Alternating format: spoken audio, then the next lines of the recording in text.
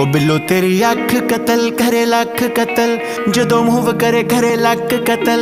असला भी लोड़ करे टल जा छड़ अखा नाल करने तू बस। ओ बिल्लो तेरी अख कतल करे लख कतल, जदों मूव करे करे लख कतल।